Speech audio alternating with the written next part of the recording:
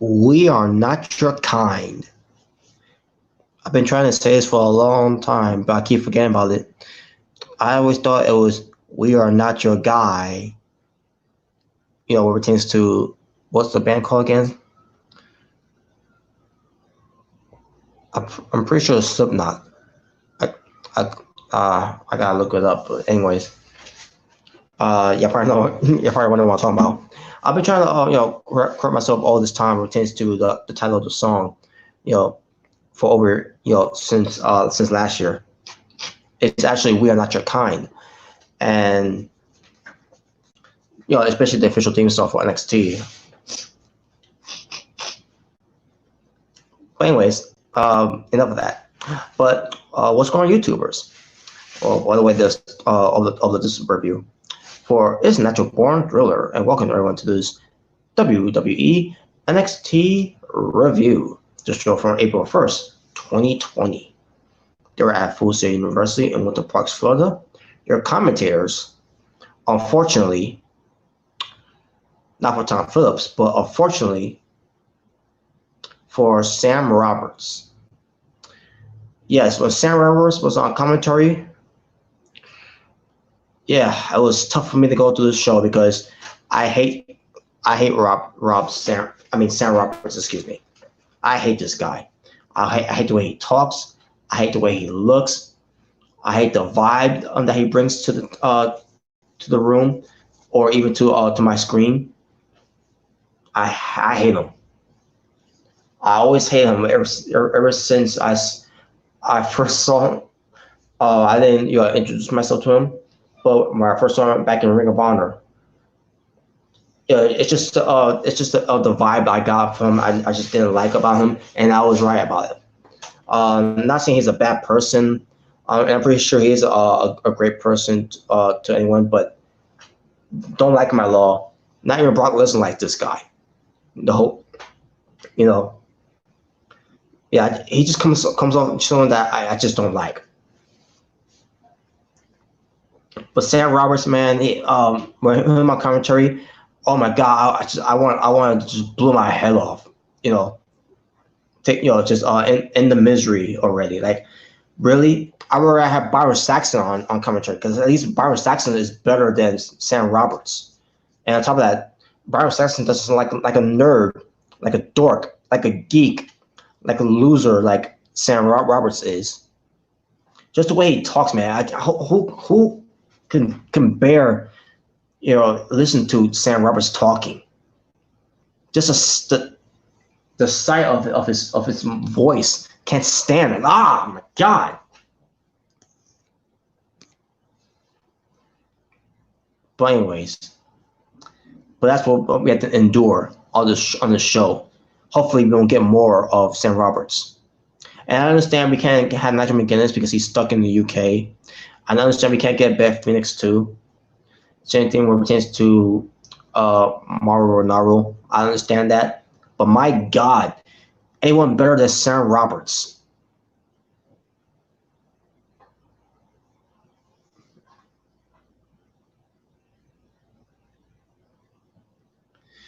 The Velveteen Dream versus Bobby Fish. The same Bobby Fish who, we're still wondering, and still, thinking, how many fish could Bobby Fish fry if Bobby Fish could fry fish?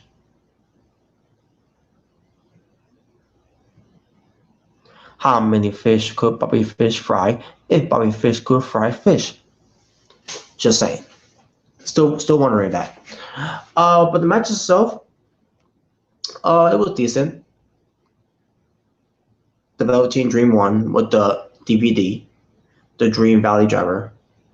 It's basically built up to Velveteen Dream. It's basically built up Velveteen Dream trying to get to Adam Cole for the NXT Championship. And clear promo just to address that, and that's all you need to know. So there you go.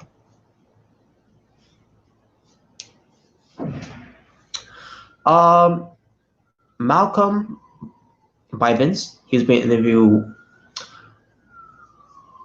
Yeah, he's being interviewed by Mackenzie Mitchell, where it pertains to what these two tag teams. These tag teams from India. Excuse me.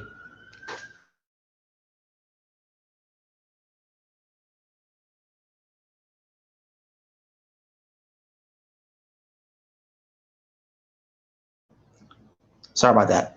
But then again, they might not be from India. They might have been from Saudi Arabia, if for all I know, pertains to their own performance center. And basically same thing with Mansoor. So it wouldn't surprise me if that is the case. But anyways, it's gonna be hard to pronounce their names, guys. To be honest, but I'm gonna try my best. Savar Groove and Rinku Singh. So basically, Malcolm Malcolm Bivens. He basically talks about he's been traveling all over the world and everything, and he introduced these guys, and then they start talking in their languages, and there you go. They call themselves the Bivens Enterprises, I guess. Whatever. I don't see this tag team, accomplishing anything, amounting to anything, because I think these two guys are trash. Not the manager. The wrestlers, those big guys. One of them stands at 6'8", I guess, and the other one stands in 8. No, 6'8" and 6'10", maybe. I don't know. I don't care. These guys they're garbage. Just based on how they attacked Matt Riddle last week on NXT, it just there was enough there to critique how trash they are as wrestlers.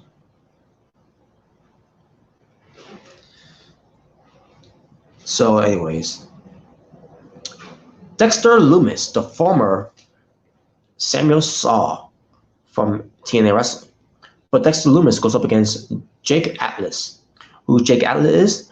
No clue. But I liked how he wrestled. I liked how he looked. He had a good personality. And he has great potential. But this is about Dexter Lumis showcasing what he's about.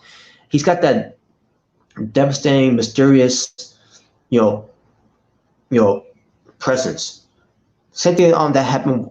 Basically, same thing like how he was back in TNA Wrestling. It's basically the same thing with that one, but with WWE, with the way they have their wrestlers acting like they're from Hollywood. Dexter Lumis, he did a good job at it. With everything he's doing, presenting himself and all that. So I love it. It's the right character that he needs to be to be portrayed.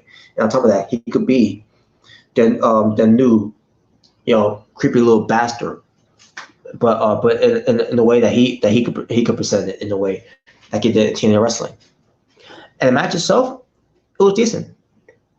I enjoyed the match. Dexter Lumis ends up winning with the submission hold, choke submission hold that Jake Hager does. But here's the thing. Dexter Lumis did it first.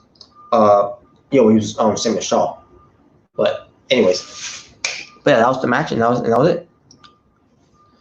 So I want to see more of Dexter Lumis. But will we ever get that time to see him? Because it's what's happened after we get to the whole thing with WrestleMania.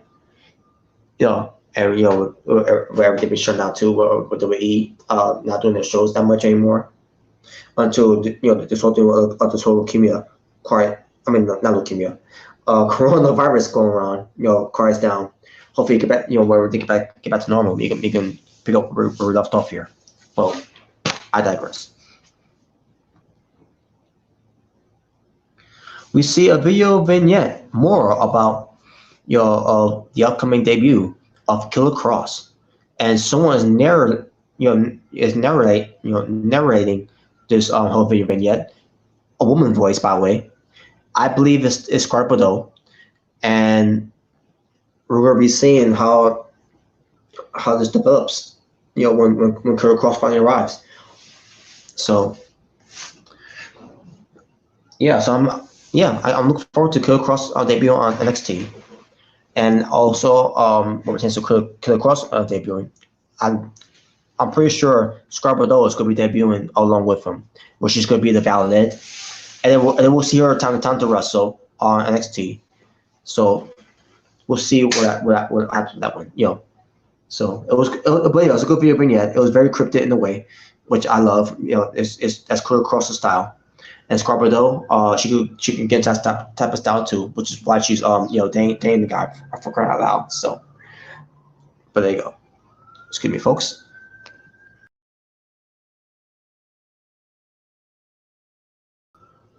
All right, sorry about that. WWE shows us Tommaso Ciampa and Jack Gargano the builds and all that, and I skipped it. So didn't want to really talk about didn't want to see that. Um, the one the way they did it was fine, but didn't care for to see it though.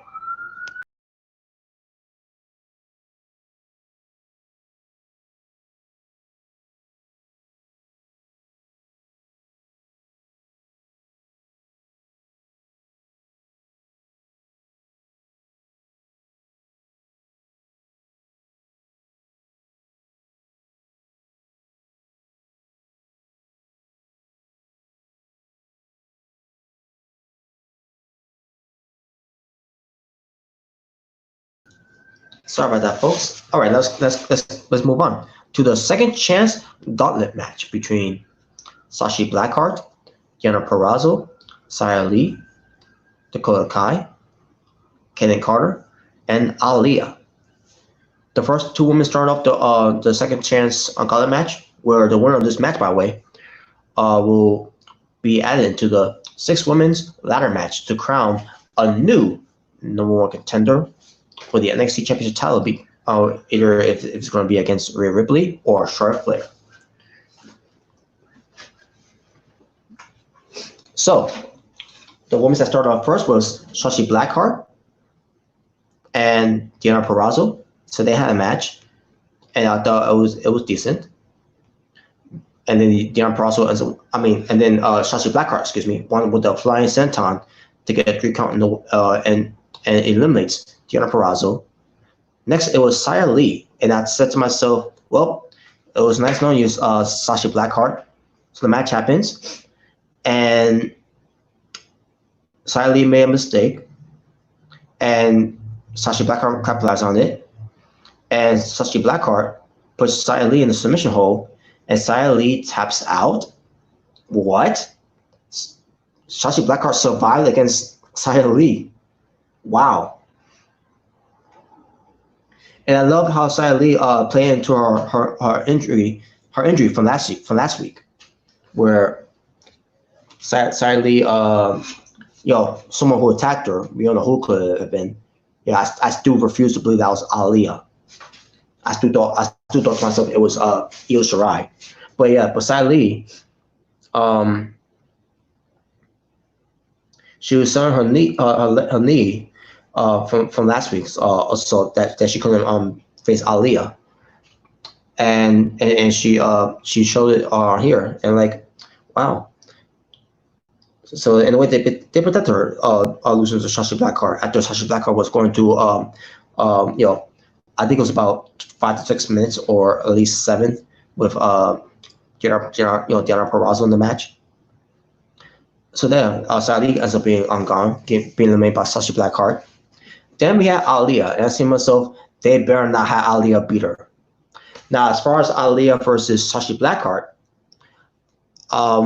for once, I'll give Aliyah credit here. She looked good in the match here against Sashi Blackheart.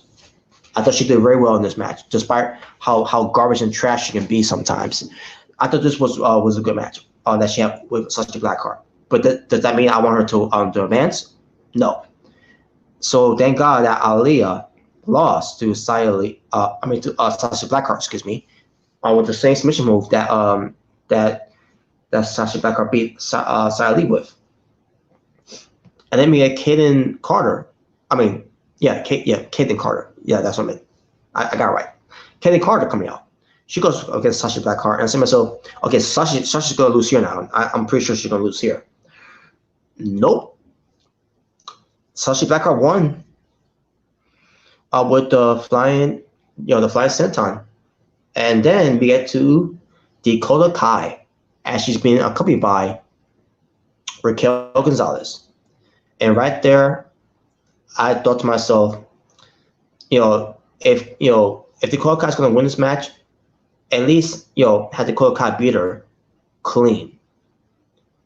Instead of having Raquel Gonzalez being the factor of why Sasha Blackheart lost. Because let's think about this too. Sasha Blackheart went through Deonna Purrazzo, Xia Li, Aaliyah, Kaden Carter. So enough right there is enough for her to be warmed out and to be drained out of her energy, and for Dakota Kai to capitalize on it by turning with her and all that and beating her up and everything, and Sasha Blackheart to find some amount of energy to fight, and then also Dakota Kai cuts her off and everything, and then Dakota Kai will capitalize on it and get the win, right? Nope. Instead, they had Raquel Gonzalez be a factor. Now, even though Sasha Blackheart fought out of the of how can I put this? Basically, Sasha Blackheart counter Raquel Gonzalez what she was trying to do to her, and then Dakota Kai took advantage of it, big kick, and then goes for the GTK, the GTK go to kick and gets the win. I would have been fine with Dakota Kai winning, and obviously I predicted that Dakota Kai was going to win either way because Tegan Knox is going to be in the match too as well. But the way they did this, basically saying that Dakota Kai couldn't win this match without the distraction, enough distraction for enough distraction of Raquel Gonzalez, just for Dakota Kai to get to capitalize on that, to take advantage. I hated it. Now, on the plus side, at least when we see Sasha Blackheart, they protected her in that way too, and they made her strong, and also giving her some huge momentum and pushing her to a point where her fans could get behind her. But that's the problem. There's no crowds there, and who knows if NXT is even gonna have a show after this. I'm hoping that the momentum still sticks on Sasha Blackheart, but the way they went about this, with Raquel Gonzalez being the reason why Dakota Kai won. Basically, you're saying Dakota Kai can't win matches without Raquel Gonzalez. Even with Raquel Gonzalez's help, Dakota Kai still couldn't get the job done, especially for a chance against Mia Yim. I haven't forgot about that. All right, so here's the lineup now for next week. Dakota Kai, Tegan Knox, Chelsea Green, Mia Yim, Io Shirai, and Candice Ray in the 6 women's ladder match to determine who's going to become the next number 1 contender for the NXT Women's Championship title, the NXT Women's Championship title, again, either against Rhea Ripley or Charlotte Flair. And you would think it would be Rhea Ripley, right? I don't know at this point now with WWE. But we'll see.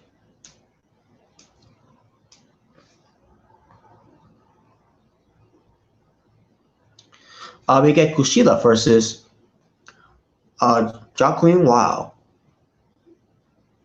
And the match itself was pretty good. In the end, it was Kushida won.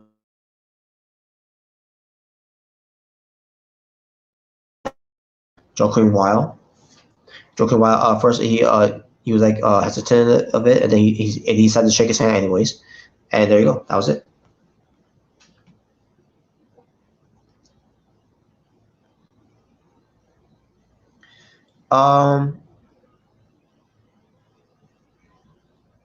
Oh yeah, so I guess this is the time they announced the next week, Ciampa versus Gargano at wherever location they'll be at to wrestle each other for the last time to end this once and for all.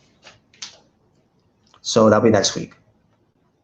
Mackenzie Mitchell, she interviews Jonathan Wild during the break, and all of a sudden, yeah, and they're in the parking lot by the way, and he's frustrated that he lost and everything. He's tired of losing. All of a sudden, we see a black SUV, speeding up to them, almost hitting Wow and Mitchell. Basically almost hitting Jonathan Wow and Mackenzie Mitchell, and then two luchador two guys luchador masks. They adopt Jonathan Wow just like they did with Raul Mendoza, and they drove off. What does this mean? I guess they build up a luchador faction for NXT. I don't know if that's the case or not, but let's see how that works out though. So only time will tell to see how that develops. So excuse me, folks.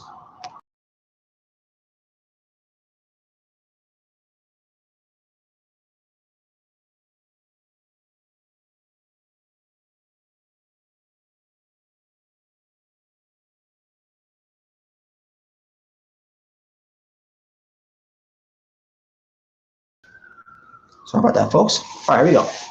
Before we get to the main event itself, earlier on those on this episode, earlier on this night of this episode of NXT, we seen Keith Lee warm up for his match, and then later on we saw Damian Priest warm up for his match, and then we seen Dominic Dijakovic warm up for his match, and then we get to the point where we get to the main event where they're hyping up this triple threat match for the NXT North American Championship between the champion Keith Lee, the challengers Damian Priest, and Dominic Dijakovic. So the match happens. Great match. All three participants in the match were great.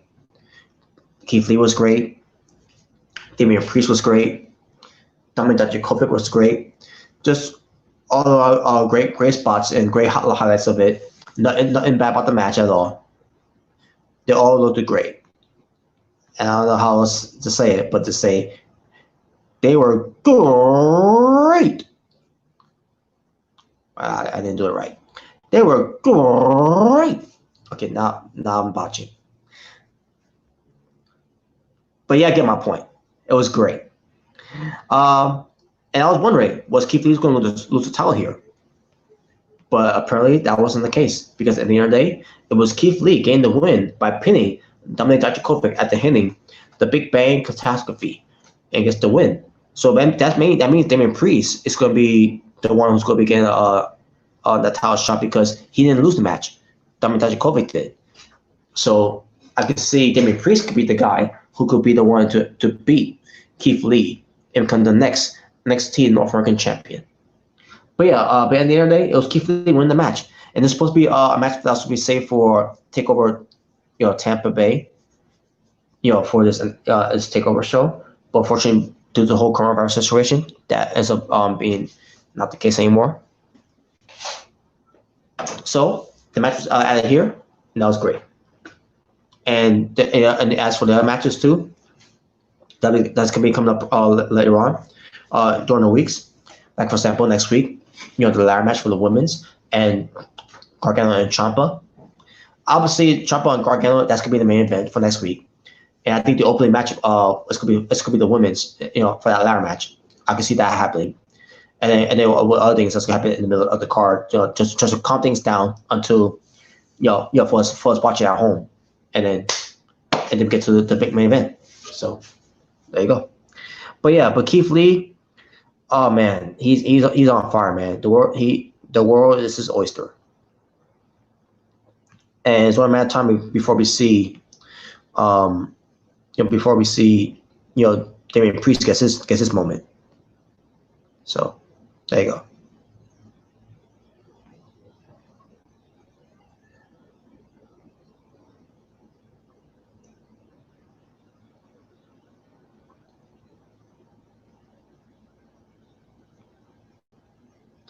All right, so talking about wrestling is 5 matches, and if you count the Gauntlet match, where it pertains to Shotzi Blackheart being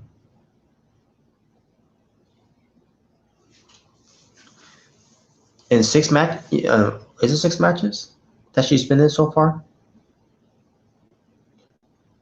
Well, actually, 5 matches she's been.